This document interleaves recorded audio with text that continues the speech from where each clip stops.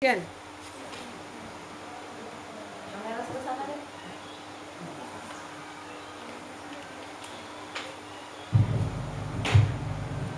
Terus sebentar ini kameranya Pak Hendri nggak jalan. Jalan.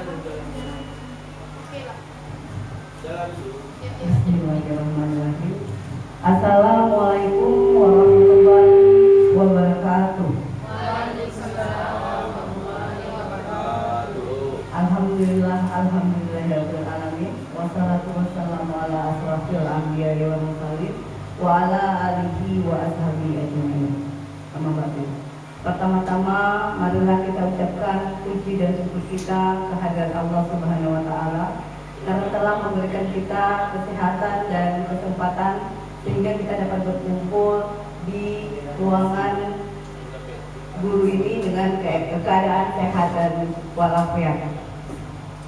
Tak lupa pula kita panjatkan junjungan besar kita kehadirat kepada Muhammad Nabi besar kita Muhammad SAW yang telah membawa kita dari alam kegelapan ke alam yang penuh ilmu pendidikan seperti yang kita rasakan pada saat sekarang ini. Acara yang kita adakan ini adalah acara diseminasi, yaitu aksi nyata pada modul budaya positif. Adapun susunan acara kita yang pertama adalah pembukaan oleh moderator, yaitu saya sendiri. Acara yang kedua, doa yang disampaikan oleh Pak Ustadz Salmudin. Yang ketiga, kata sambutan dari Kepala Sekolah SMA Negeri 1 Sultan Daulat, Bapak Sardi Hendra SPD. Dan acara berikutnya adalah presentasi diseminasi aksi nyata budaya positif yang disampaikan oleh rekan-rekan CGP. Yang keempat adalah refleksi dari salah satu peserta presentasi. Dan yang keempat adalah penutup. Untuk mempersingkat acara kita ini, kita mulai dengan mengucapkan lafaz basmalah. Bismillahirrahmanirrahim. Untuk acara selanjutnya, kita langsung saja ke acara kedua, yaitu pembacaan doa yang disampaikan oleh Pak Ustadz Salmudin. Kepada Pak Ustadz Salmudin, tempat saya persilahkan.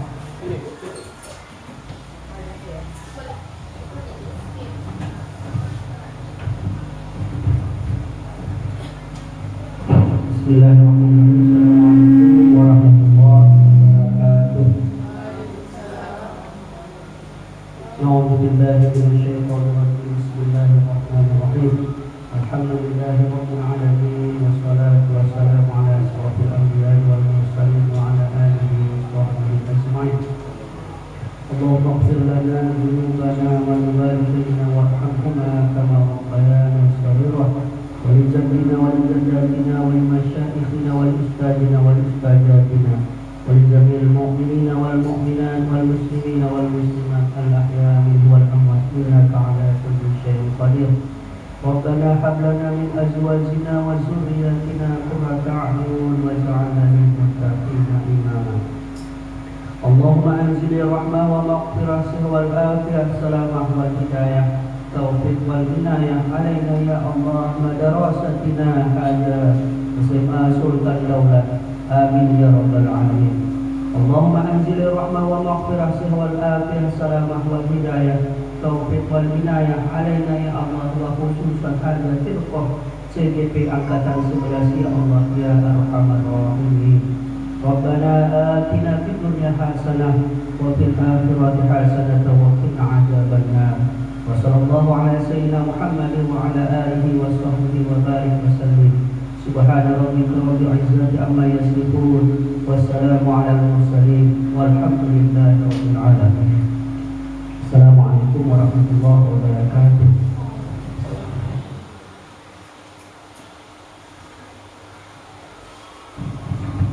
Baiklah, kita lanjutkan acara berikutnya, yaitu kata sambutan oleh Kepala Sekolah SMA Negeri 1 Sultan Daulat, Bapak Sardi Hendra SPD. Kepada Bapak, waktu dan tempat kami persilakan.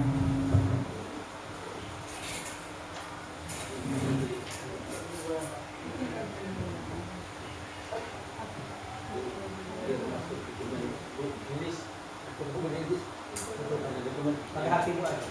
Biar tidak Kalau ya. ini agak Bisa bisa Kak. Itu lumayan jelas. Assalamualaikum warahmatullahi Lumayan aja. wabarakatuh.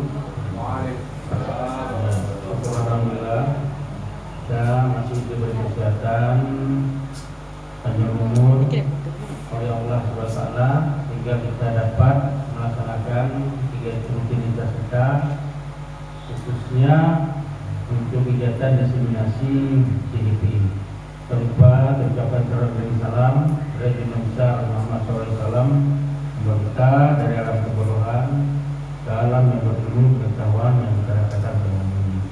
Yang saya hormati guru-guru, bapak guru dan ibu guru CGP yang telah meluangkan waktunya untuk pelaksanaan diseminasi ini, yang juga ditugaskan pada CGP ini langsung dari kementerian. Yang saya hormati dewan guru peserta diseminasi CGP yang berbahagia. Di sini program CGP itu program pemerintah. Banyak hal-hal yang keutamaan dari program pemerintah ini yang dijanjikan. Salah satunya bahwa peserta CGP ini bisa untuk memimpin sebuah sekolah. Yang kedua, CGP ini berpeluang juga untuk sebagai pengawas sekolah. Dan juga tak kalah pentingnya yang di CGP ini adalah adanya perhatian khusus untuk bisa sertifikasi. Nah, jadi diharapkan yang belum CGP, belum guru penggerak, ini bisa juga untuk kedepannya bisa diikutkan lagi. Ya, berarti inilah yang dikasih peluang-peluangnya oleh pemerintah. Untuk apa tujuannya? Bahwa CGP ini untuk memajukan pendidikan yang berpusat pada siswa.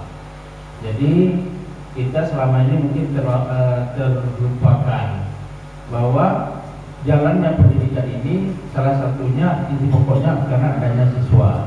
Kalau tidak ada siswa berarti sekolah tidak jalan, walaupun gurunya lengkap. Nah ini ya, walaupun siswanya satu. Kalau di Jawa itu ada kadang siswanya 2 kadang, tapi sekolah itu tidak jalan. Kalau siswanya 2 tidak ada berarti sekolah tidak jalan.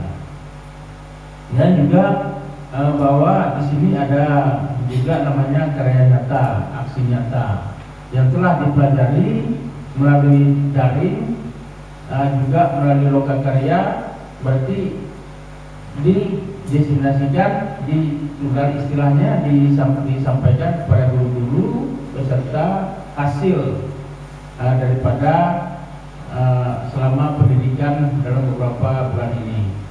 Dan juga akhirnya nanti program ini berjalan selama berapa bulan Pak? Biasanya 6 bulan lamanya. 6 bulan lamanya. Jadi 6 bulan lamanya inilah yang diharapkan sama guru penggerak nanti setelah jadi guru penggerak untuk bisa menggerakkan sekolah ini yang lebih baik lagi. Hanya ini bukan Bapak. Saya akhiri dengan Assalamualaikum warahmatullahi wabarakatuh.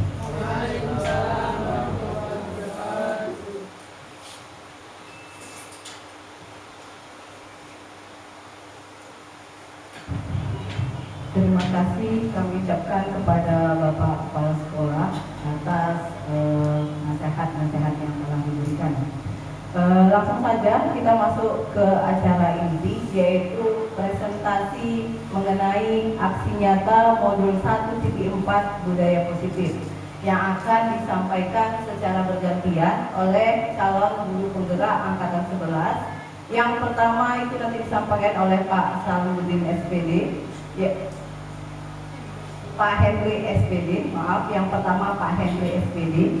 Yang kedua yang disampaikan oleh Pak Salahuddin SPD. Yang ketiga disampaikan oleh Ibu Seli Muslimah SPD. Lalu nanti ada ice breaking, baru kita lanjut dengan lanjut presentasi yang disampaikan oleh Ibu Salama SPD. Lalu dilanjutkan oleh Ibu Asmita Asri SPD. lalu Ibu Titin Sumarni SPD, dan yang terakhir disampaikan oleh Ibu Wahyuni Lubis SPD.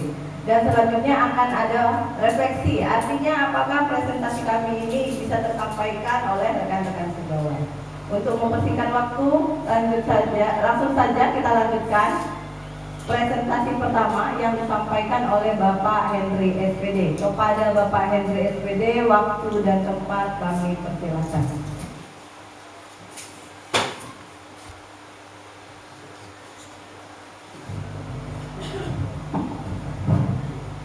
Assalamualaikum warahmatullahi wabarakatuh. Terima kasih kepada moderator.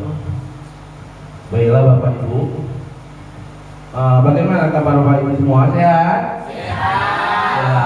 Tapi kalau menurut wajahnya ini banyak yang kurang senyum. Ya, kurang sehat atau bagaimana? Atau karena musim dingin? Musim panas. Jadi kita ambil waktu sebentar untuk stretchingnya, sebentar aja. Silakan Bapak Ibu berdiri, ya, berhadapan. Tapi Pak Sabtu dengan Pak Kasturi itu berpasangan. Ibu Hijrah dengan Bu Siti Aisyah berpasangan. Yang lain baru saling berpasang-pasangan. Nah, kalau Pak Sabtu muridnya nggak masalah. Ini bukan. Silakan geser sebentar Pak Sabtu. Breaking sebentar, yaitu judulnya senyum 30 detik. Ya, nanti akan timbul aura-aura positif. Biar wajah kita ini tersenyum.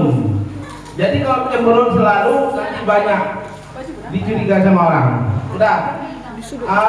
Ibu ini, Ibu Maya boleh berhadapan dengan sana. Kamu berdiri. Ibu Maya ke sini. Udah. Oke. Berhadapan. Lihat kawannya, lihat hidungnya, ya. Nah, kan belum apa-apa, belum saya suruh, udah ketawa semua. Udah? Kita coba lihat waktunya. Kita butuhkan waktu 30 detik cuman, nggak banyak-banyak. Udah? Coba perhatikan hidungnya, matanya, mulutnya. Sekarang mulai senyum. Senyum mulai. Senyum aja, nggak usah ngomong. Lihat aja, tetap.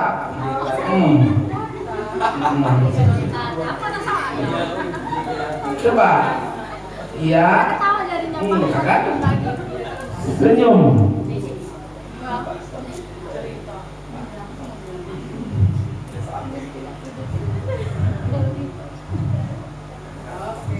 Oke, terima kasih Bapak Ibu. Silakan kembali ke tempatnya masing-masing. Ya kan? Di situ sudah ada timbul aura positif. Ya kan? Saya suruh senyum tapi banyak yang ketawa. Kenapa? Coba. Saya cuma suruh senyum. Gak usah ngomong, senyum aja. Tapi banyak yang ketawa. Ya kan? Itulah aura positifnya keluar untuk membuat kita semangat. Baiklah Bapak Ibu, kita akan melanjutkan. Saya akan membacakan hasil dari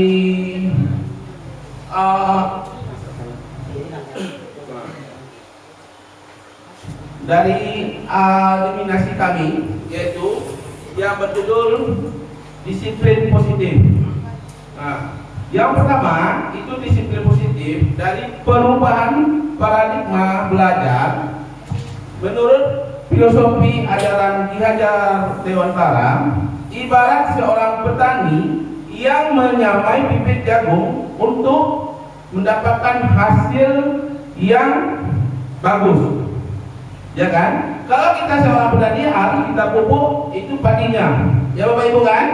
Iya, supaya ada hasilnya. Kalau kita tidak memupuk padi itu tidak akan banyak hasilnya.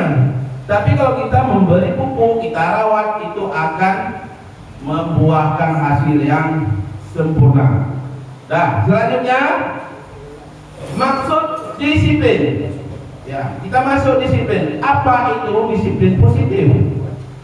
Disiplin positif adalah sebuah pendekatan yang dirancang untuk mengembangkan murid untuk menjadi pribadi dan anggota dari komunitas yang bertanggung jawab, penuh hormat, dan kritis. Disiplin positif mengajarkan keterampilan sosial dan kehidupan yang penting dengan cara sangat menghormati, membesarkan hati tidak hanya bagi murid tetapi juga bagi orang dewasa, termasuk orang tua, orang tuanya sendiri, guru, penyedia pendidikan anak, penitipan anak, pekerja muda dan lain-lainnya. Nah, selanjutnya apa tujuan dari disiplin positif itu? Disiplin positif bertujuan untuk bekerja sama dengan siswa dan tidak menentang mereka pendidikannya, dan tidak menentang mereka pendidikannya adalah membangun kekuatan peserta didik dari paradigma kritik kelemahan mereka dan menggunakan penguatan positif untuk mempromosikan perilaku yang baik. Bagaimana seharusnya guru itu, ya kan? Guru itu seharusnya sebagai pamong, dapat memberikan tuntunan agar anak dapat menemukan kemerdekaannya. Dalam belajar, guru diharapkan memiliki nilai-nilai positif yang dibutuhkan untuk membentuk karakter pelajar Pancasila dengan memberi contoh dan melakukan pemeriksaan Pancasila dengan memberi contoh dan melakukan pembiasaan yang konsisten di sekolah. Pengembangan disiplin positif dapat menumbuhkan motivasi intrinsik dalam diri anak untuk menjadi pribadi yang bertanggung jawab dan budi pekerti, luhur serta akhlak mulia. Nah, ada manfaatnya. Apa manfaat disiplin positif? Yaitu yang pertama, dapat menumbuhkan kepercayaan diri anak. Yang kedua, dapat mendukung kemandirian anak dan rasa tanggung jawab atas dirinya. Yang ketiga, dapat mendukung lingkungan yang lebih baik dalam keluarga. Dan jadi positif itu kita tidak bisa mengontrol orang lain. Ya Bapak Ibu ya, kita tidak bisa mengontrol orang lain, tapi hanya yang ada bisa mengontrol diri kita sendiri. Kita sendiri yang bisa mengontrol, orang lain nggak bisa. Karena kemauan kita itu apa? Ya kan? Tiba-tiba kita marah. Jadi kita tidak tahu, orang tidak tahu dan tidak bisa mengontrol diri kita. Kita lah cuma yang tahu. Kalau kita mau emosi, mau apa? Itu kita yang mengontrol sendiri. Kita yang cuma tahu. Ya Bapak Ibu, disiplin adalah kemampuan memerintah diri sendiri dengan mengontrol dan menguasai diri untuk memilih tindakan yang mengacu pada nilai-nilai kita hargai dengan penuh tanggung jawab tanpa perintah orang lain. Jadi kita tidak perlu diperintahkan orang lain. Nah, jadi makanya di sini disebutkan emosi kita itu orang tidak bisa mengontrol. Jadi kita yang memerintahkan. Kalau kita perintahkan dalam pikiran kita marah, pergi ke sana, pergi. Tapi orang lain belum tahu. Ya. Terima kasih. Hanya itu dari saya. Nanti materi berikutnya akan disampaikan oleh Bapak Salmudin SPD.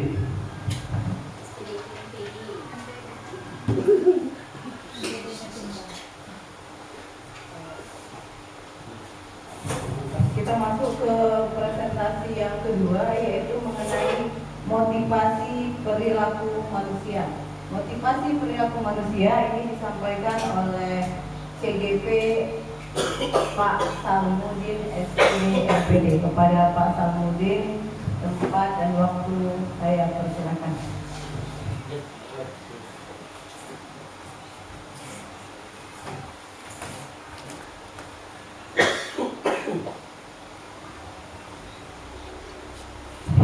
Baik, bismillahirrahmanirrahim. Assalamualaikum warahmatullahi wabarakatuh.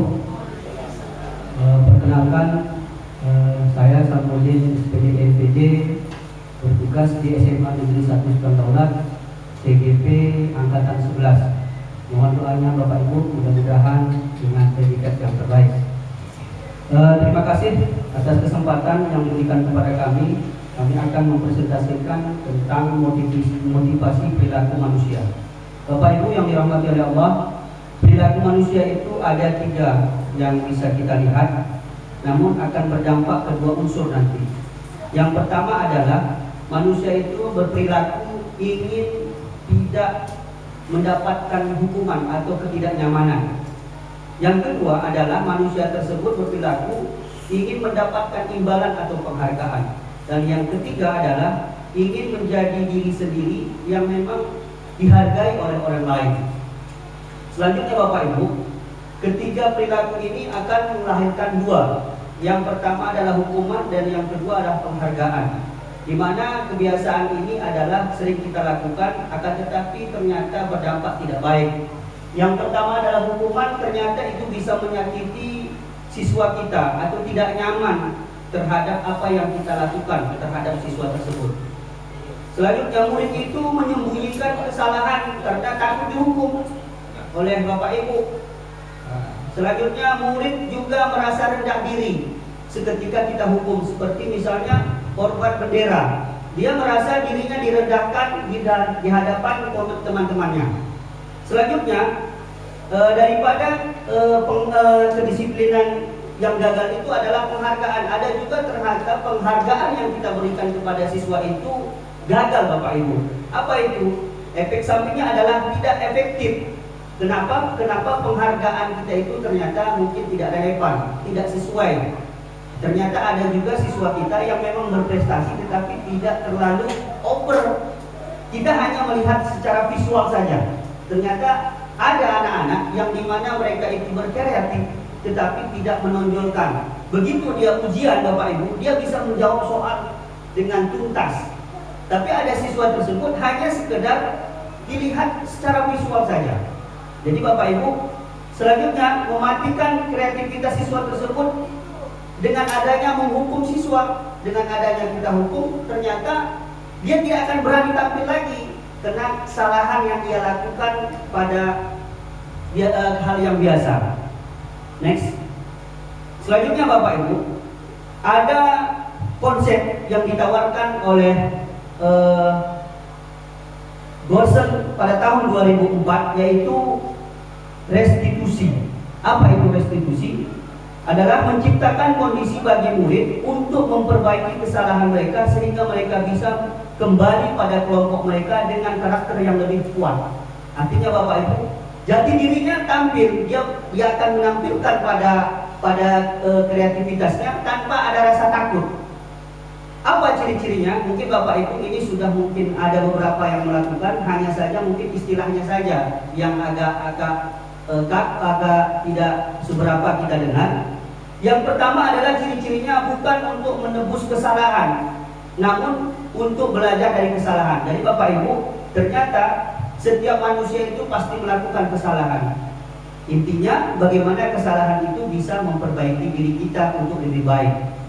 Yang kedua adalah memperbaiki hubungan terhadap orang lain dengan adanya tawaran, bukan paksaan. Seperti misalnya anak-anak melakukan kesalahan, kita menawarkan, kamu mau minta maaf atau dihukum? Tentu Bapak Ibu, mereka akan memilih yang minta maaf tanpa ada risiko. Kalau hukuman pasti dirinya direndahkan, dia merasa tidak nyaman. Tapi kalau kita kasih tawaran untuk meminta maaf, mudah-mudahan tawaran ini bisa sesuai dengan apa yang ia harapkan. Selanjutnya, restitusi ini memiliki ciri menuntut untuk melihat ke dalam dirinya. Jadi ternyata siswa ini kalau tidak kita bangkitkan gairah atau menjadi jati dirinya, kemungkinan siswa kita ini akan begitu-begitu saja Bapak Ibu.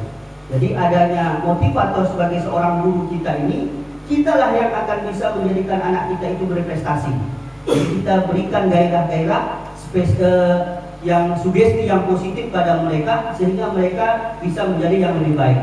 Selanjutnya Bapak Ibu, ada perbedaan dari kegiatan yang kita lakukan selama ini. Yang pertama adalah hukuman, yang kedua konsekuensi, dan yang ketiga adalah restitusi.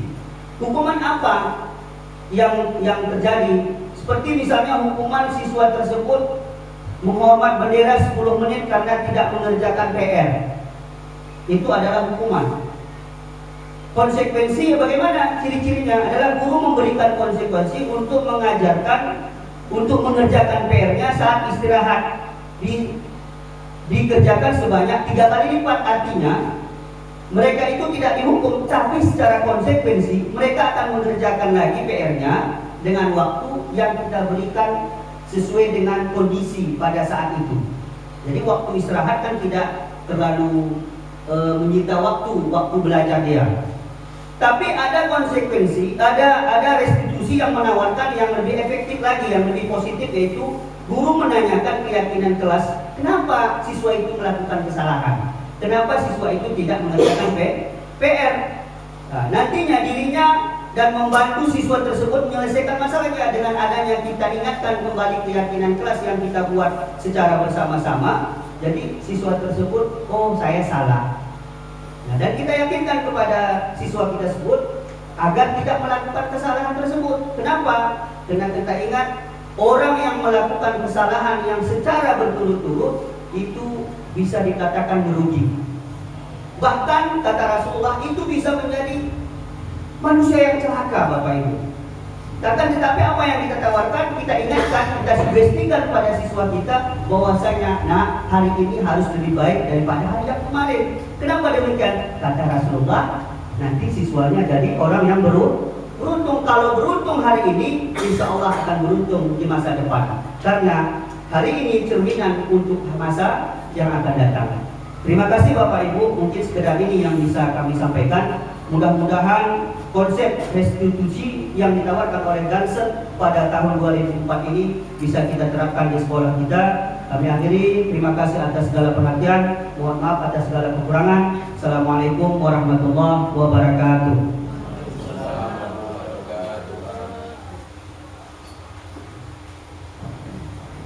Terima kasih atas penjelasan dari Pak Samudin.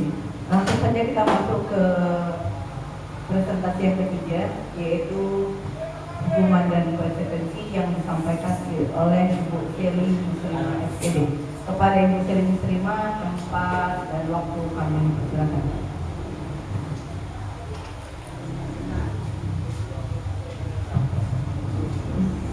Assalamualaikum warahmatullahi wabarakatuh. Perkenalkan, sebelumnya nama saya Seli Muslimah, calon guru penggerak angkatan 11. Saya akan membahas mengenai hukuman dan konsekuensi.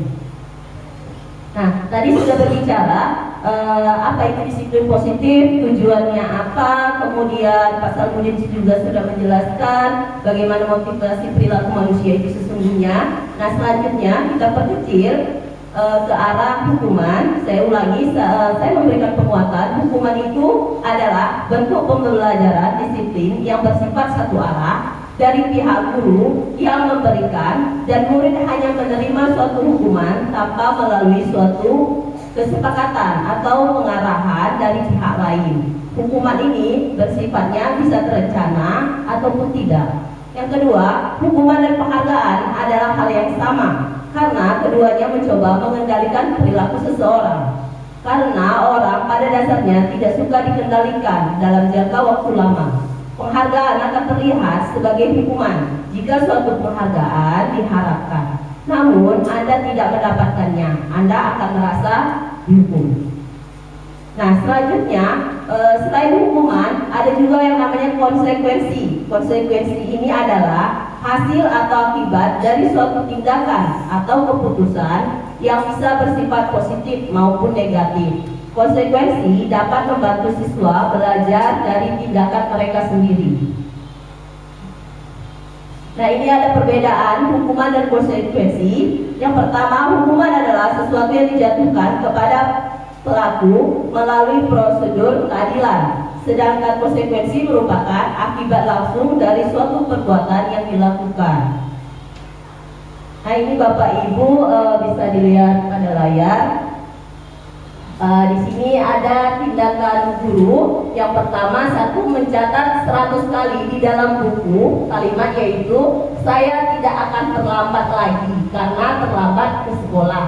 Nah, yang berikutnya kita lihat bagian konsekuensi pada poin 4, menggantikan kertas tugas teman yang telah dicoret-coret. Jadi yang pertama itu termasuk bagian dari hukuman. Sedangkan poin yang keempat itu adalah konsekuensi. Nah, kemudian selanjutnya juga kita bisa melihat antara poin 2 dengan poin 5. Poin 2 yaitu lari mengelilingi lapangan basket 2 kali karena terlambat hadir di sekolah. Sedangkan poin 5 membersihkan tumpahan air di meja karena tersenggol pada saat belajar. Jadi jelas di sana mana yang dikategorikan sebagai hukuman, mana yang dikategorikan sebagai konsekuensi. Nah, kadang konsekuensi ini misalnya saya lewat, ketiba seorang anak menyenggol sesuatu, baik itu minuman atau segala macam, maka saya memerintahkan anak tersebut, konsekuensinya karena kamu telah menumpahkan air yang ada di meja saya, maka kamu wajib membersihkannya. Seperti itu. Sedangkan hukuman itu adalah misalnya jadwal itu masuk 7.45, ternyata dia datang di jam 8, maka guru BK akan bertindak. Karena keterlambatan kamu sesuai dengan kesepakatan kita, maka hukuman yang akan diberikan, apakah keliling lapangan atau sebagainya. Next book. Nah, selanjutnya ini adalah bagian hukuman dan konsekuensi itu ada nanti dikatakan identitasnya gagal dan identitasnya sukses. Kenapa dikatakan identitasnya gagal? Yang pertama kita lihat dulu bagian hukuman. Hukuman adalah sesuatu yang menyakitkan harus terjadi. Nah, selanjutnya otomatis karena terjadi maka akan menimbulkan rasa tidak nyaman pada pelakunya, yaitu siswa. Nah, seperti yang dikatakan Pak Salmudin tadi, manusia itu konsepnya tidak ingin dihukum. Maka identitas yang sukses itu yang harus kita jalankan adalah bentuknya konsekuensi ataupun restitusi. Nah, kalau konsekuensi ini sesuatu yang harus terjadi, tidak nyaman, tapi durasinya lebih pendek daripada hukuman. Sedangkan restitusi ini adalah pemecahan masalah, tapi bentuknya tidak harus dihukum, tidak harus menerima konsekuensi, tapi apa cara kita untuk memperbaiki kesalahan tersebut. Next book. Nah, ini selanjutnya adalah tadi kalau misalnya restitusi itu, maka dia hasilnya yang akan timbul adalah konsep budaya disiplin positifnya adalah berbentuk positif, karena artinya kita belajar dari kesalahan yang tadi kita melakukan salah, kita perbaiki dengan cara restitusi. Nanti akan dijelaskan lebih lanjut. Kemudian sedangkan konsekuensi itu sifatnya akan menghasilkan sifat yang netral, karena jangka masa konsekuensinya itu tidak terlalu lama. Sedangkan hukuman kenapa dikatakan negatif? Karena hukuman ini lebih berdampak ke jangka panjang, artinya nanti timbul rasa sakit hati segala macamnya. Mungkin itu Bapak Ibu yang dapat saya sampaikan. Selanjutnya saya serahkan kepada moderator. Terima kasih atas penyampaian dari Ibu Seri Muslimah. Nampaknya lebih dalam ya. Dari yang pertama hanya kata disiplin positif, dilanjutkan dengan Pak Salmudin yang menyampaikan teori motivasi perilaku manusia, dan yang ketiga yaitu hukuman dan konsekuensi. Di sini yang paling sering perbedaan oleh guru-guru. Jadi di sini mana hukuman, mana konsekuensi. Jadi anak ini bisa dipilih. Ya, kalau kita kan biasanya hukuman itu secara gamblang. Kalau konsekuensi itu dia harus ada tindak lanjut sebelumnya. Jadi kalau kamu tidak masuk 10 menit jam saya di awal pelajaran, apa konsekuensinya? Itu yang dijelaskan oleh Ibu Seri Muslimah. Selanjutnya kita akan masuk ke materi selanjutnya, yaitu 5 kebutuhan dasar manusia yang akan disampaikan oleh Ibu Salama SPD. Kami persilakan.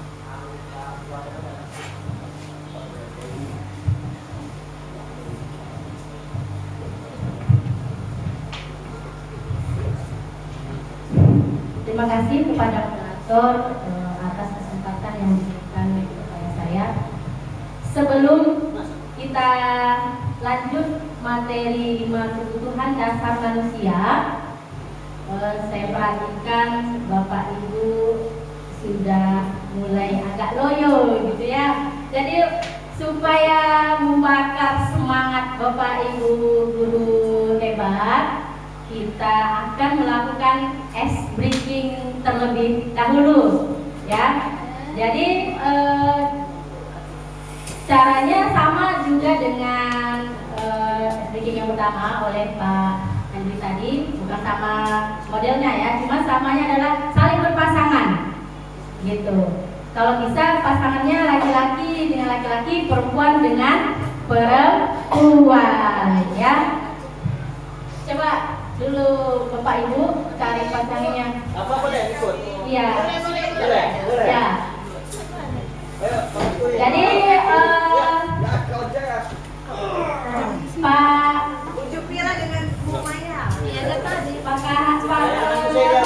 Kasturi dengan Pak Sabdu. Pak Kasturi dengan Pak Sabdu, Bu Maya dengan Bu Jupira, Bu Aisyah dengan Ibu, Indra, Bu Dwi dengan Bu Silmi.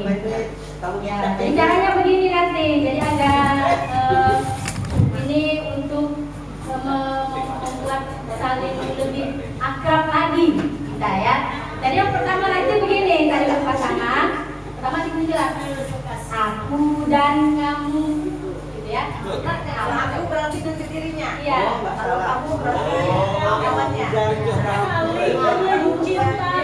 Aku dan kamu saling berkaca pinggang. Iya. Sama Bu, saling berkaca pinggang pertama. Aku dan kamu saling bercinta.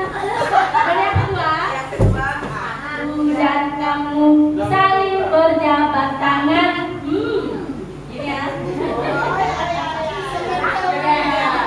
Kemudian yang ketiga, aku dan kamu saling bertepuk tangan. Wow. Dan terakhir, ini yang terakhir yang paling membuat kita menjadi semakin akrab. Aku dan kamu saling berpelukan.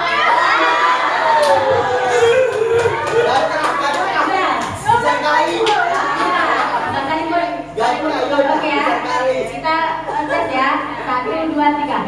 Aku dan kamu saling berkaca pinggang.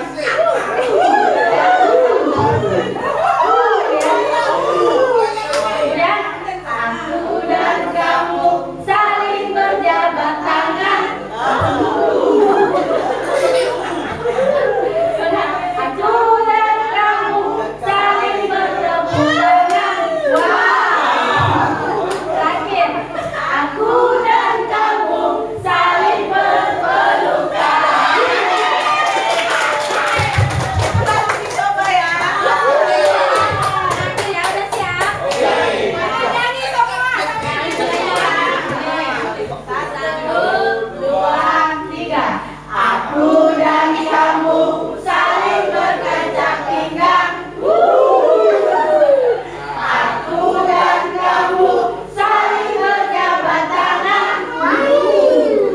Aku dan kamu saling bertepuk tangan. Aku dan kamu saling berpelukan.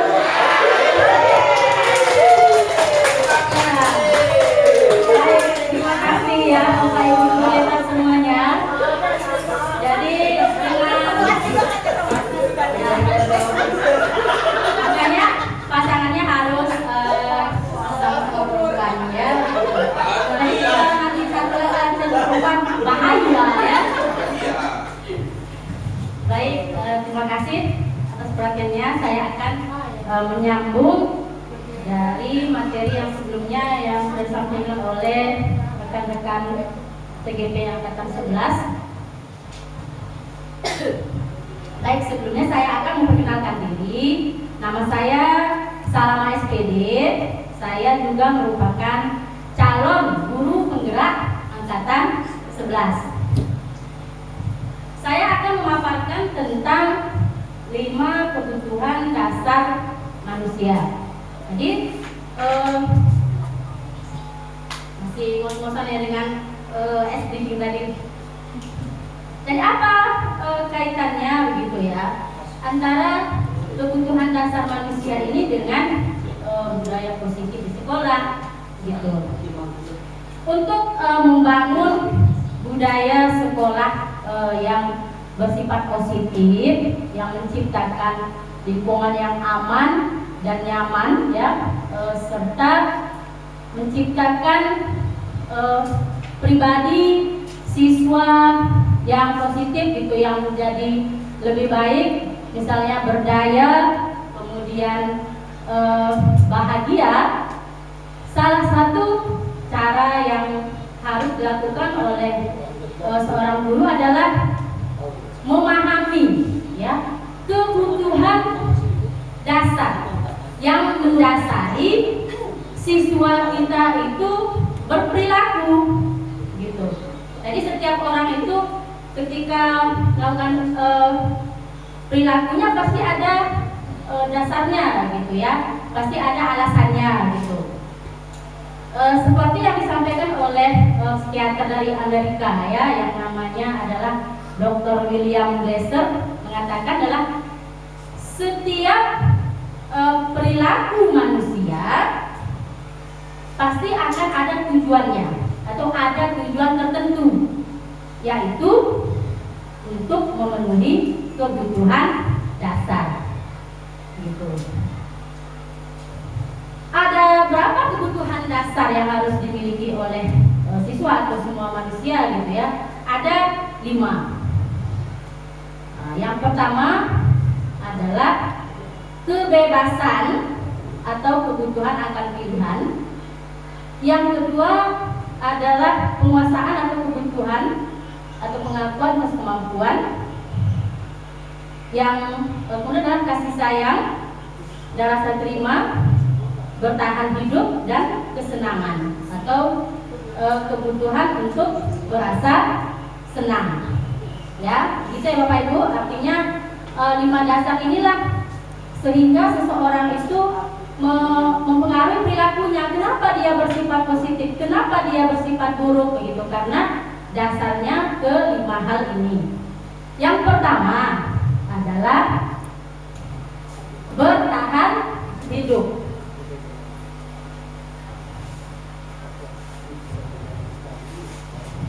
Bertahan hidup ini adalah merupakan kebutuhan yang bersifat survival gitu, adalah kebutuhan yang bersifat fisiologis untuk bertahan hidup, misalnya kesehatan, rumah, dan makan. Kebutuhan biologis sebagian bagian dari proses reproduksi, termasuk kebutuhan untuk tetap bertahan hidup. Komponen fisiologis pada kebutuhan ini meliputi kebutuhan akan perasaan aman juga. Jadi ketika siswa kita atau ada orang yang melakukan sebuah kesalahan atau melanggar peraturan itu, bisa saja mungkin dia untuk butuh mempertahankan hidup gitu. Kadang misalnya sudah kayak dia nggak mungkin siswa kita itu semangat belajar dan ingin mengikuti pelajaran dengan baik ketika dia merasa lapar gitu, ya. Ketika orang merasa lapar, berusaha bagaimana supaya dia bisa memenuhi kebutuhan dasarnya tadi, yaitu makan, atau butuh rasa aman dan sebagainya. Ini merupakan bagian dari kebutuhan fisiologis, namanya kebutuhan hidup. Memang tidak bisa tidak, ya. Bagaimanapun misalnya kadang nanti siswa kita cabut ternyata dia belum sarapan, ya. Jadi dia harus makan dulu supaya kebutuhan dasarnya, yaitu kebutuhan hidup, dia terpenuhi, ya. Kemudian apalagi yang kedua adalah kebutuhan akan kasih sayang dan rasa diterima. Jadi kebutuhan ini ada 3 kebutuhan berikutnya adalah kebutuhan fisiologis, kebutuhan untuk disayangi dan diterima, meliputi kebutuhan akan hubungan dan koneksi sosial, kebutuhan untuk memberi dan menerima kasih sayang, dan kebutuhan untuk merasa menjadi bagian dari suatu kelompok. Kebutuhan ini juga meliputi keinginan untuk kita terhubung dengan orang lain seperti teman, keluarga, pasangan hidup, teman kerja, data peliharaan, dan kelompok di mana kita tergabung. Anak-anak yang memiliki kebutuhan dasar kasih sayang dan rasa diterima yang tinggi biasanya ingin disukai dan diterima oleh lingkungannya. Mereka juga akrab dengan orang tuanya. Biasanya mereka belajar karena suka pada gurunya. Bagi mereka teman sebaya sangatlah penting. Mereka juga biasanya suka bekerja dalam kelompok. Jadi untuk kebutuhan kasih sayang ini dan rasa diterima ini, saya rasa semua orang seperti itu ya. Jika kita dalam kelompok tertentu tidak diterima atau merasa tidak dihargai, maka kita tidak akan merasa nyaman ya. Bisa saja mungkin kita akan tinggalkan tempat itu, atau mungkin kalau dalam kelas mungkin ada guru yang tidak memperhatikan siswa. Ada sebagian memang siswa itu dia butuh dengan perhatian ya, butuh dengan kasih sayang. Jadi dia kalau suka dengan orang itu maka dia akan senang dan bahagia gitu. Kemudian next selanjutnya adalah kebutuhan selanjutnya adalah penguasaan atau kebutuhan pengakuan atas kemampuan. Kebutuhan ini berhubungan dengan kekuatan untuk mencapai sesuatu, jadi kompeten, jadi terampil, diakui atas prestasi keterampilan kita, didengarkan, dan memiliki rasa harga diri. Kebutuhan ini meliputi keinginan untuk dianggap berharga, bisa membuat perbedaan, bisa membuat pencapaian, kompeten, diakui, dihormati. Ini meliputi self-esteem atau nilai pribadinya ya. Dan keinginan untuk meninggalkan pengaruh. Anak-anak yang memiliki kebutuhan dasar akan penguasaan yang tinggi biasa selalu ingin menjadi pemimpin. Mereka juga suka mengamati sebelum mencoba hal baru dan merasa kecewa bila melakukan kesalahan. Mereka juga biasa rapi dan sistematik dan selalu ingin mencapai yang terbaik. Jadi begitu ya, setiap siswa kan unik ya. Ada yang ingin tadi kasih sayang, ada yang butuh merasa dialah yang paling berkuasa gitu ya, ingin sekali dia itu yang paling tampil menjadi yang terbaik gitu. Jadi mempengaruhi perilakunya juga. Kemudian selanjutnya adalah kebebasan. Kebutuhan dasar adalah kebebasan atau kebutuhan akan pilihan. Kebutuhan untuk bebas adalah kebutuhan akan kemandirian, otonomi, memiliki pilihan dan mampu mengendalikan arah hidup seseorang. Anak-anak yang kebutuhan kebebasan yang tinggi menginginkan pilihan. Mereka perlu banyak bergerak, suka mencoba-coba, tidak terlalu terpengaruh orang lain, dan senang mencoba hal baru dan menarik. Gitu. Jadi bebas di sini bukan berarti siswa tidak bebas melakukan sesuka hatinya ketika belajar ya. Cuman artinya di sini dia itu kita beri kesempatan pilihan karena dia ingin menentukan bagaimana cara belajar dia. Ini nanti akan berkelanjutan di pelajaran diferensiasi namanya ya. Itu bukan berarti dia bebas. Saya tidak mau belajar, ya sudah nggak usah belajar. Bukan begitu juga arti bebas ya. Cuma dia menentukan pilihannya sendiri, tapi tetap harus tujuannya adalah berperilaku positif. Yang terakhir adalah kebutuhan kesenangan. Jadi kebutuhan kesenangan adalah kebutuhan untuk mencari kesenangan, bermain dan tertawa. Bayangkan hidup tanpa kenikmatan apapun, betapa menyedihkan. Glaser menghubungkan kebutuhan akan kesenangan dengan belajar. Semua hewan dengan tingkat inteligensi tinggi, misalnya kayak anjing, lumba-lumba, primata lain bermain. Saat mereka bermain, mereka mempelajari keterampilan hidup yang penting. Manusia tidak berbeda. Anak-anak dengan kebutuhan dasar kesenangan yang tinggi biasanya ingin menikmati apa yang dilakukan. Mereka juga bisa berkonsentrasi tinggi saat mengerjakan hal yang disenangi. Mereka suka permainan dan suka mengoleksi barang, suka bergurau, suka melucu dan juga menggemaskan. Bahkan saat mereka bertingkah laku buruk, mereka masih terlihat lucu gitu ya. Jadi ada yang senang. Jadi ini bagaimana supaya siswa itu senang gitu, karena seperti yang saya bilang tadi, setiap siswa itu unik. Ada yang suka dengan model belajarnya bermain gitu, kalau dikekang tidak suka gitu. Jadi itulah tugas kita, supaya bagaimana kebutuhan siswa yang suka dengan kesenangan tadi kita mencoba untuk memberikan yang terbaik bagi mereka. Jadi yang terakhir adalah kesimpulannya gitu. Jadi sangat penting bagi kita ya untuk mengetahui ya dasar perilaku siswa kita.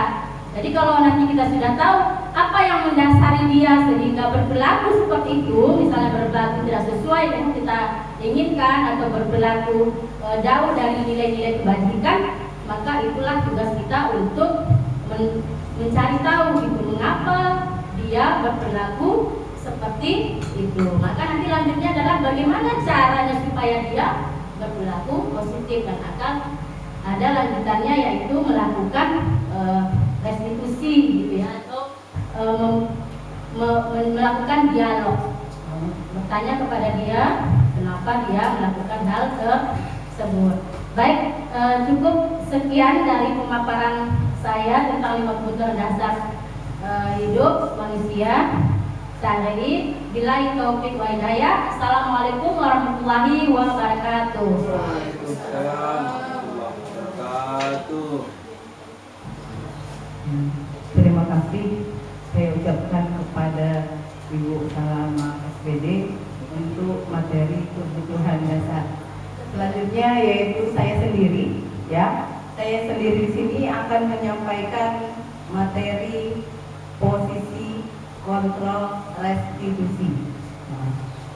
Sebelumnya saya ucapkan Assalamualaikum warahmatullahi wabarakatuh. Waalaikumsalam warahmatullahi wabarakatuh.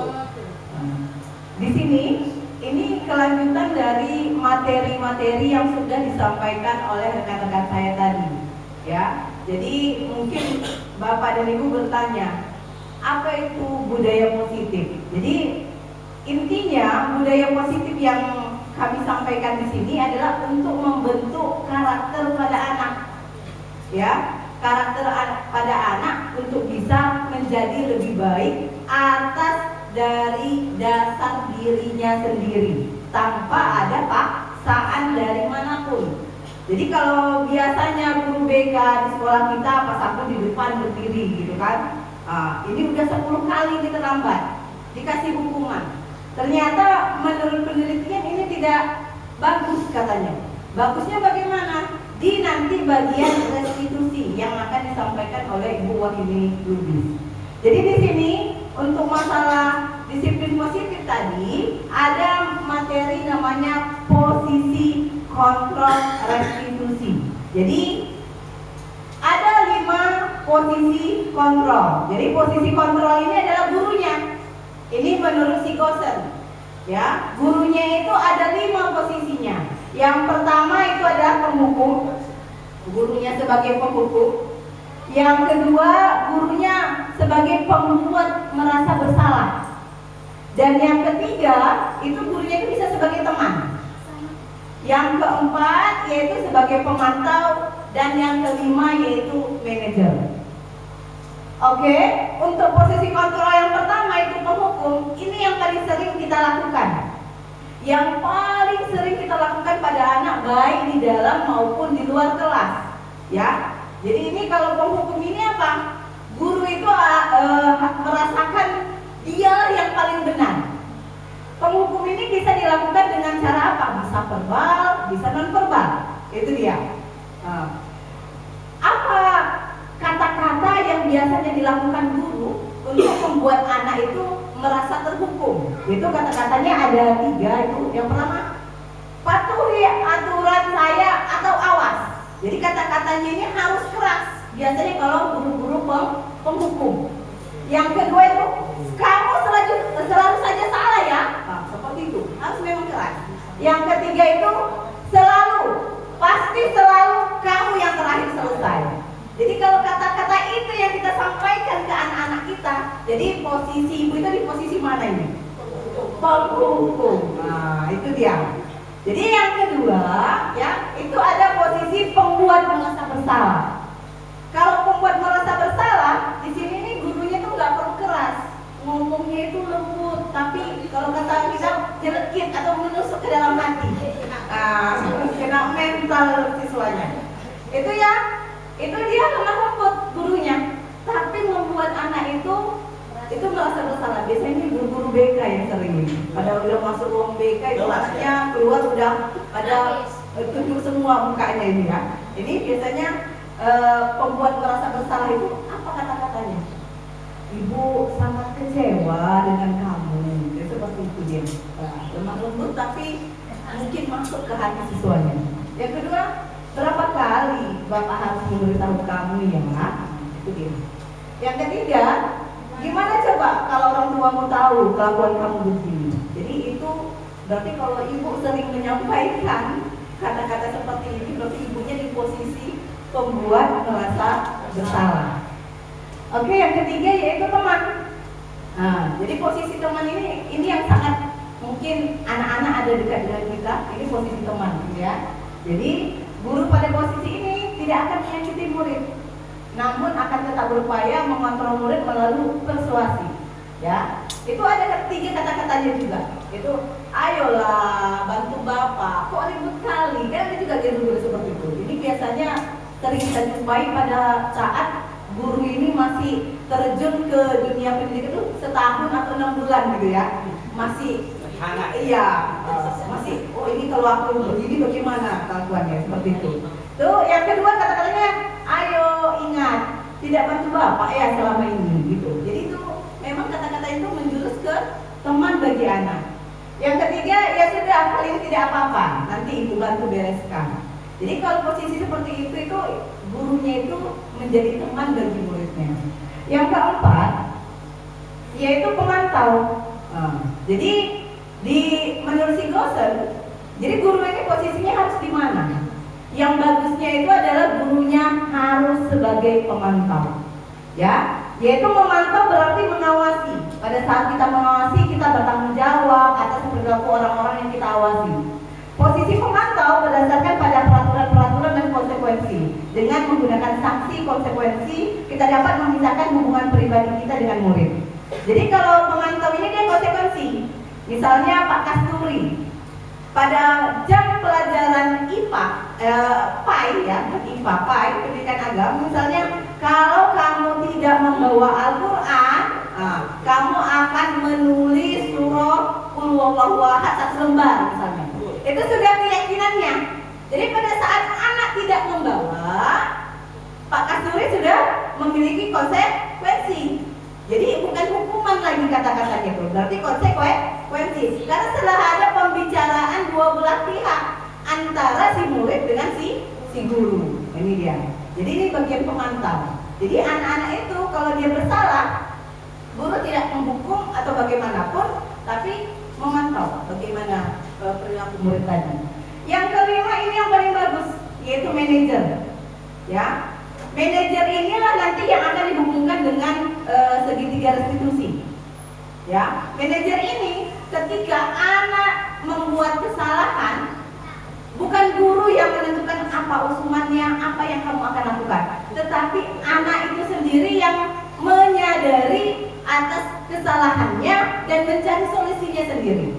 Inilah yang bagian manajer, ya. Jadi posisi guru ini yang paling diinginkan itu adalah posisi manajer. Jadi di sini posisi kontrol guru yang terbaik adalah posisi seorang manajer. Di dalam posisi ini, sikap guru ketika melihat siswa melakukan kesalahan tidak langsung menghukum atau menasihati, tapi diawali dengan sikap memahami tindakan siswa. Jadi kita tengok dulu menstabilkan identitasnya. Artinya kenapa siswa tadi terlambat? Kita tengok dulu apa latar belakangnya. Lalu kita lanjutkan dengan validasi tindakan yang salah, lalu kita masuk ke keyakinan kelas. Ini nanti akan dijelaskan oleh teman saya.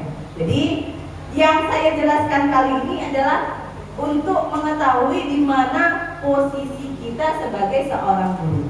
Mungkin dari saya cukup sekian, saya sudahi. Assalamualaikum warahmatullahi wabarakatuh.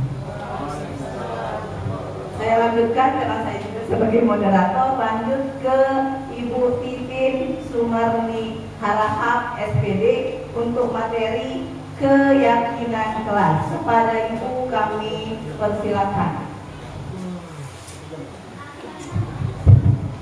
Assalamualaikum warahmatullahi wabarakatuh. Saya Ibu Titin Sumarni Harahap SPD, calon guru penggerak angkatan 11 Kota Subulus Salam.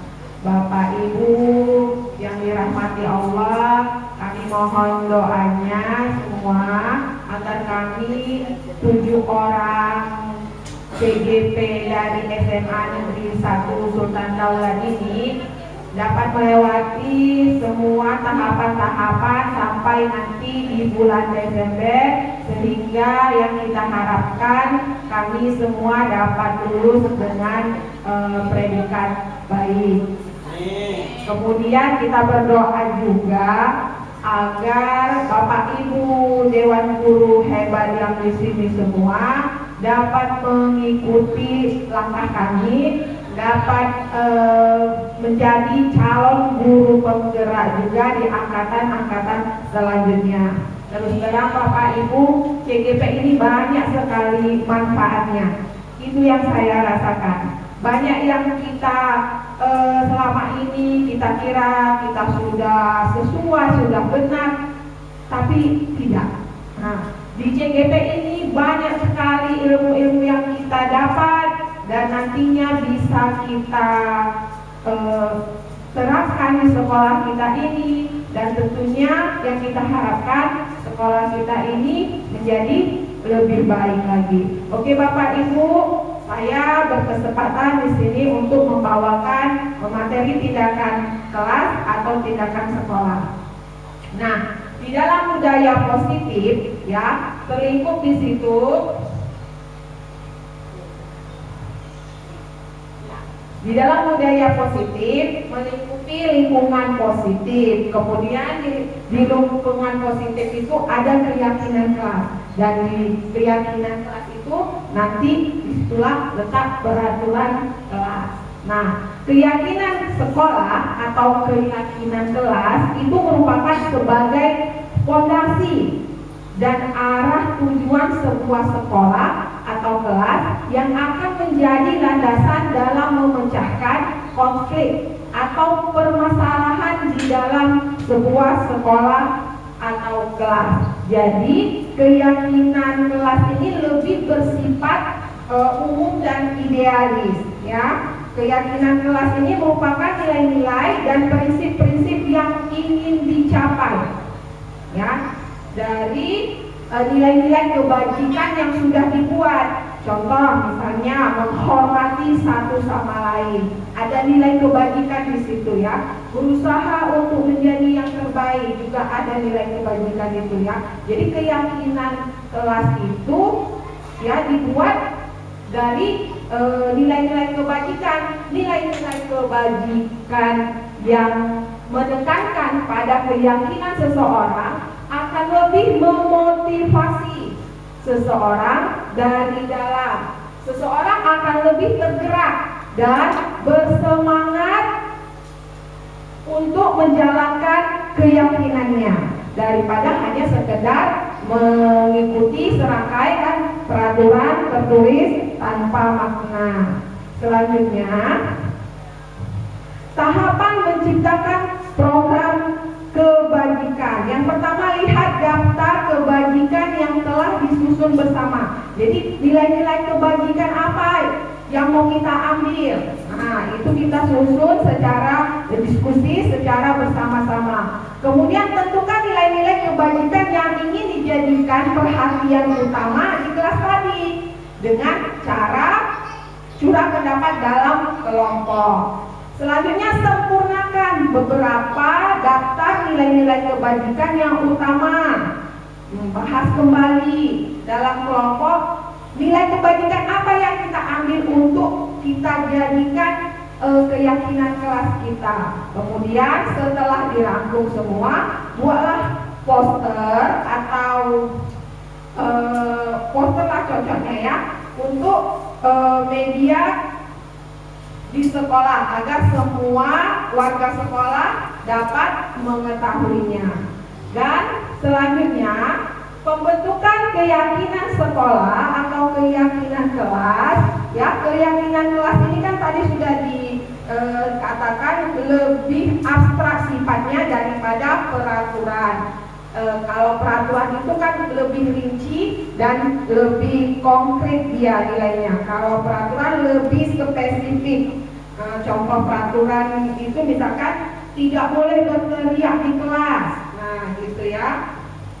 Selanjutnya, keyakinan kelas berupa pernyataan yang universal. Kemudian pernyataan keyakinan kelas senantiasa dibuat dalam bentuk yang positif pasti ya, yang positif yang kita buat. Kemudian keyakinan kelas hendaknya tidak terlalu banyak, ya kan? Gak mungkin juga lah semua nilai kebajikan itu kita masukkan ke dalam keyakinan kelas. Jadi kenapa kita buat jangan terlalu banyak? Untuk mempermudah kita mengingat dan dipahami oleh seluruh warga kelas. Kemudian keyakinan kelas sebaiknya sesuatu yang dapat diterapkan di lingkungan kita atau di lingkungan kelas kita tersebut. Kemudian seluruh warga kelas hendaknya ikut berkontribusi dalam pembuatan keyakinan kelas lewat diskusi pendapat atau curhat pendapat. Jadi kalau semua kita ikut sertakan dalam pembuatan keyakinan kelas, jadi semua warga kelas merasa dia yang membuat keyakinan kelas dan akan mematuhi keyakinan kelas yang sudah dibuat tersebut. Kemudian keyakinan kelas itu juga bisa kita tinjau kembali dari waktu ke waktu. Misalkan nanti setelah dibuat keyakinan kelas sudah di share, sudah ditempel di poster, ditempel di mading. Nah, pada suatu waktu ada keyakinan kelas yang kurang cocok. Jadi bisa kita tinjau kembali atau kita rubah kembali secara curhat pendapat lagi. Ya mungkin begitu saja yang bisa saya sampaikan. Selanjutnya saya berikan kepada moderator. Assalamualaikum warahmatullahi wabarakatuh.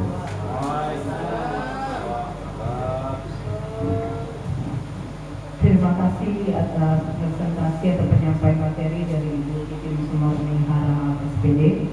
Selanjutnya kita ke materi terakhir ya. Ini materi terakhir yaitu praktek segitiga restitusi yang akan disampaikan oleh Ibu Wahyuni Lubis SPD. Kepada Ibu kami persilakan dengan hormat.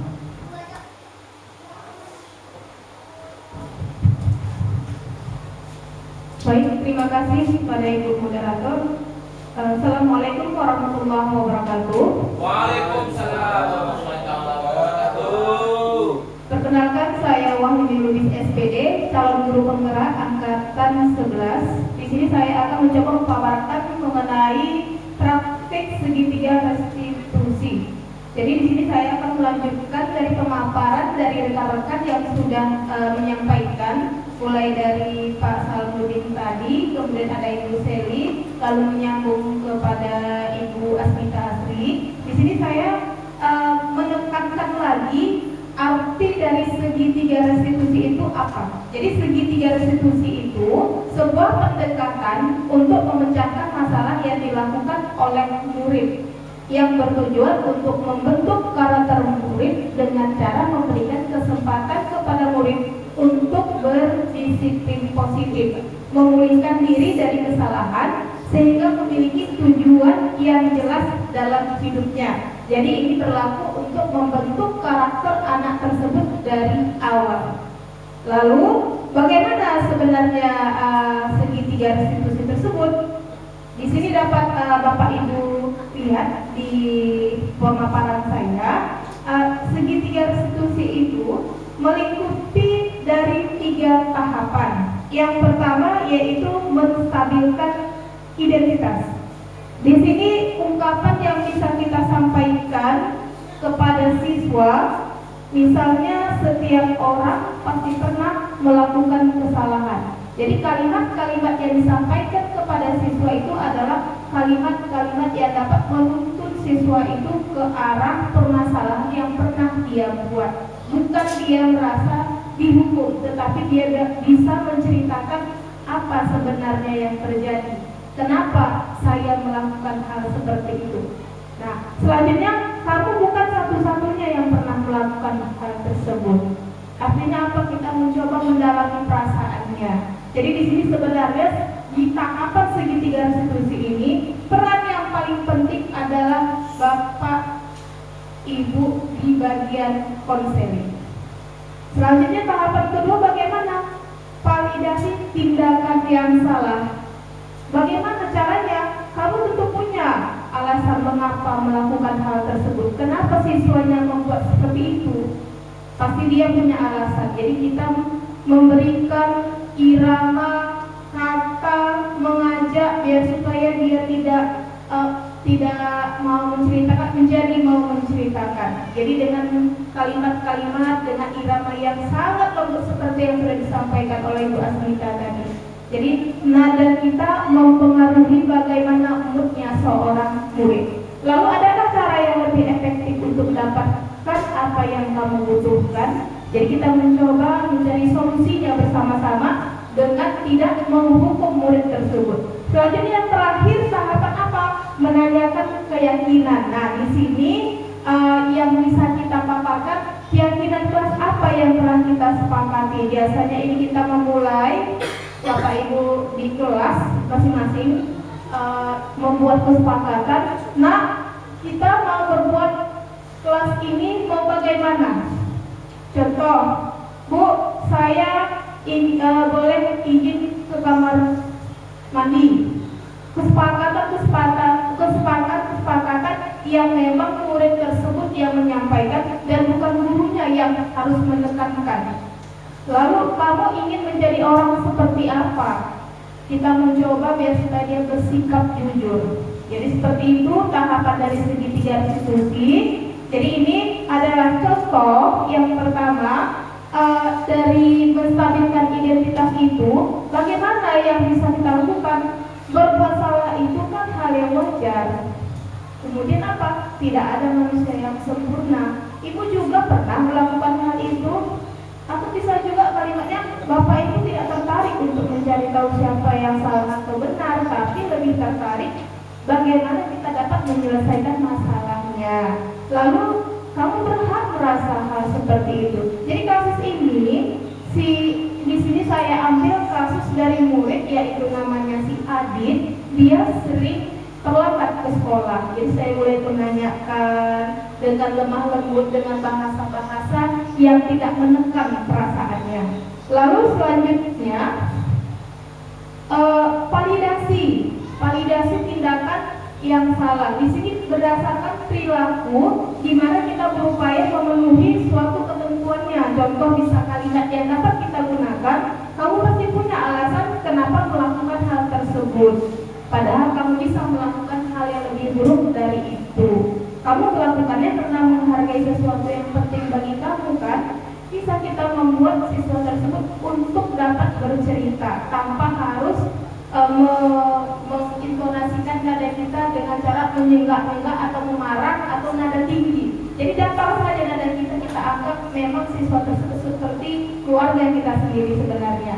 Lalu ada menanyakan keyakinan yang sudah disepakati di dalam kelas. Jadi murid akan diberi pertanyaan yang dapat memunculkan motivasinya dalam dirinya, intrinsik. Jadi contoh kalimatnya bagaimana? Apa keyakinan yang pernah kita buat di kelas? Jadi murid tersebut akan mikir, oh iya ya, kami sudah sepakat bersama-sama kepada guru ini, bapak ini ya, seperti itu. Nah nilai-nilai apa yang telah disepakati? Terus seperti apa kelas yang ideal menurut kamu? Oh tidak ribut Bu, nyaman, tentram, seperti itu. Jadi kamu ingin menjadi seorang seperti apa? Apakah kamu ingin menjadi seorang yang terus-terusan bolos ke sekolah atau terus-terusan merasa bersalah? Jadi dapat ditanyakan bagaimana siswa tersebut mampu mengutarakan masalahnya, kemudian guru tersebut bisa menyelesaikannya. Jadi seperti yang sudah disampaikan oleh rekan-rekan saya sebelumnya, budaya positif ini lebih menekankan bagaimana karakter siswa tersebut dapat kita perbaiki. Caranya seperti apa kita bertindak sebagai manajer, dan itu sudah disampaikan oleh Ibu Asmita.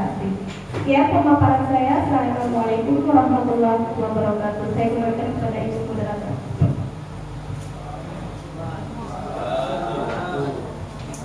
Terima kasih.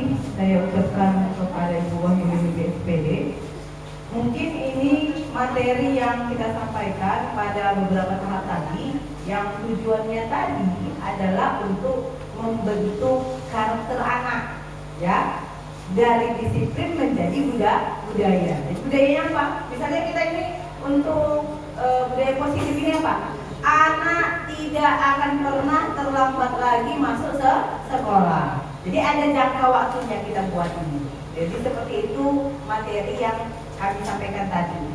Jadi untuk merefleksi apa yang telah kita bahas tadi, saya mempersilahkan satu Dewan Guru untuk menyampaikan apa refleksi dari pemaparan yang telah disampaikan oleh CGP Hebat tadi. Kepada Bapak atau Ibu, saya persilahkan.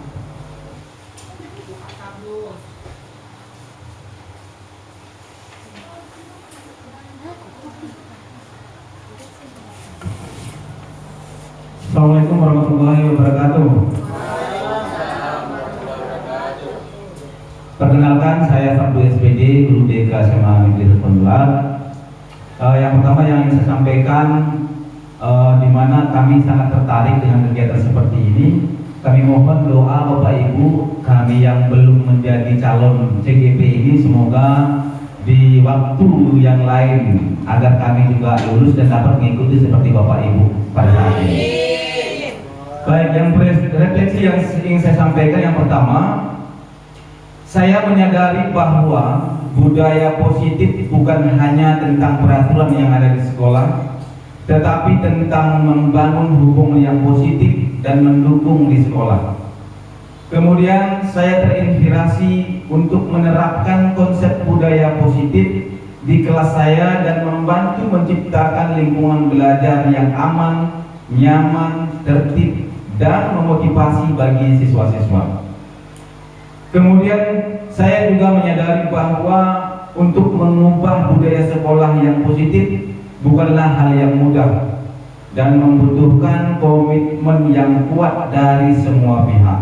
Demikian refleksi yang dapat saya sampaikan. Assalamualaikum warahmatullahi wabarakatuh.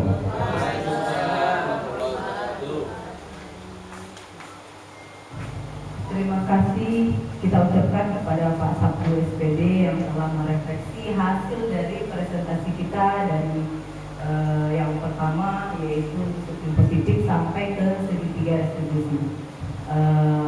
Untuk berikutnya, ya, saya rasa hanya sekian yang dapat kami sampaikan untuk presentasi kami kali ini mengenai modul 1.4, yaitu budaya positif. Kami berharap apa yang kami sampaikan bisa bermanfaat bagi Bapak dan Ibu guru. Untuk mengakhiri acara kita ini, saya ucapkan terima kasih atas kehadiran dan kesempatan yang telah Ibu berikan. Saya sudahi. Assalamualaikum warahmatullahi wabarakatuh.